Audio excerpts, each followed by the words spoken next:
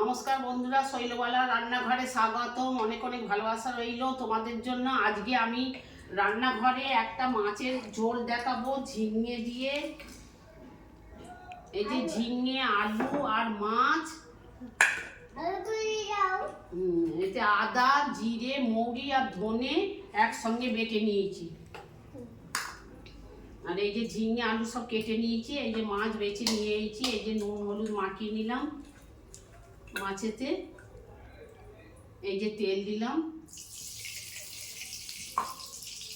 এই যে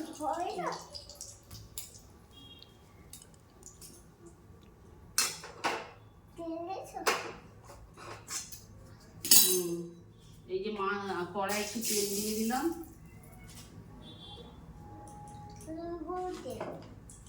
এই যে একটু হলুদ দিলাম আর তেলটা ঠিক করে নে। এই যে মাছ দিলাম।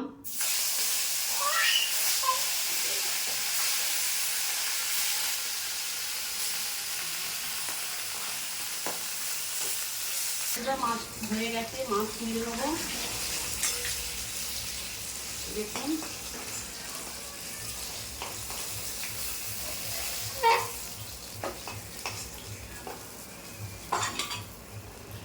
এতে আলুগুলো দিয়ে দিলাম।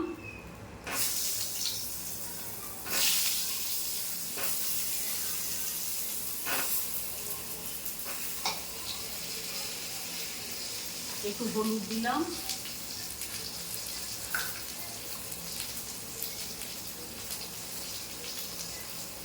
এই যে একটু নুন দিলাম।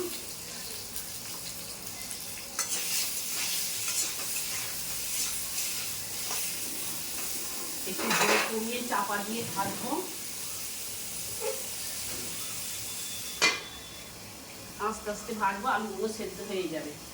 দেখুন আলু চাপা দিয়ে ভাজছিলাম, আলু এই যে সেদ্ধ হয়ে গেল। এই যে ঝিঙেগুলো দিয়ে দিলাম। ঝিঙেগুলো একটু বড় বড় করে কাটবেন, ঝোল হবে তো। এই যে ঝিঙেগুলো দিলাম। ঝিঙেগুলো দিয়ে বেশি নাড়বো না, মিনিট নাড়বো। দেখুন 4 মিনিট ভেজে নিয়েছি। ঝিঙেটা দিয়ে এই যে গরম জল ফুটছে, এই জল দিয়ে দেবো।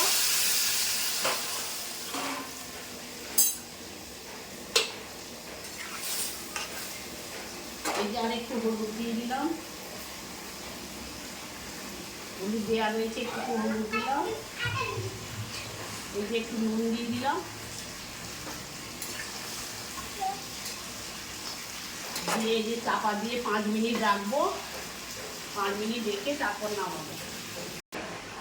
এই যে বন্ধুরা দেখুন, এই যে ঝোল হয়ে গেছে।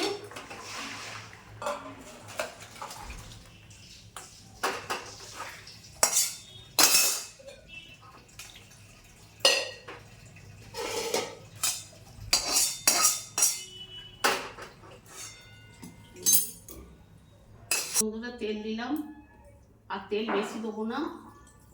এই যে 5 ফোড়ন দিলাম। এই যে 4টে কাঁচা লঙ্কা দিলাম। দিয়ে আর এই যে ধনে, জিরে, আদা, মৌরি একসঙ্গে বেটে নিয়েছিলাম। আপনারা পারলে একটা শুকনো লঙ্কা বেটে নেবেন।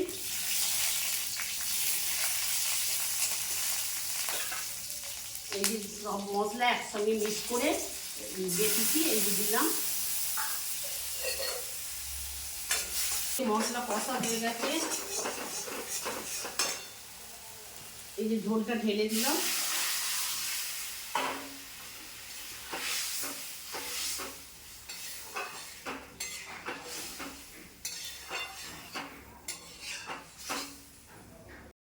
বন্ধুরা মাছটা দিয়ে দিলাম।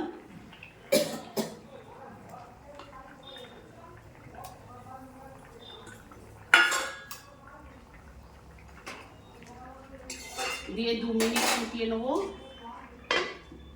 2 মিনিট ফুটিয়ে নামিয়ে নেবো।